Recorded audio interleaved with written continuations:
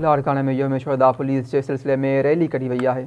मुख़्तलिफ़ तंज़ीमनि ऐं civil society तोड़े पुलिस ऑफिसर अहलकारनि पारां रैली कढी वई। सिंध में अमन जी बहालीअ लाइ सिंध पुलिस जे जवाननि ऐं ऑफिसरनि जूं कुर्बानियूं यादगार आहिनि। सिंध पुलिस जे जवाननि जानियुनि जा नज़राना ॾेई अज़ीम मिसाल क़ाइमु कया आहिनि। अहम ख़बर अवां सां शेयर करे रहिया आहियूं। लाड़काने में यौम शुहदा पुलिस जे सिलसिले में रैली कढी वई आहे। मुख़्तलिफ़ तंज़ीमनि ऐं सिविल सोसाइटीअ तोड़े पुलिस ऑफिसर अहलकारनि पारां रैली कढी वई। सिंध में अमन जी बहाली लाइ सिंध पुलिस जे जवाननि ऐं ऑफिसरनि जूं कुर्बानियूं यादगार आहिनि। सिंध पुलिस जे जवाननि जानियुनि जा नज़राना ॾेई अज़ीम मिसाल क़ाइमु कया आहिनि।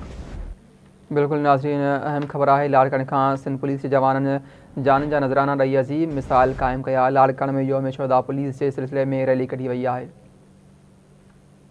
मुख़्तलिफ़ तंज़ीमुनि ऐं सिविल सोसाइटी पारां मुख़्तलिफ़ ऑफिसरनि अहलकारनि पारां रैली कढी वई आहे। सिंध में अमन जी बहाली लाइ सिंध पुलिस जे जवाननि ऐं ऑफिसरनि जूं कुर्बानियूं यादगार आहिनि।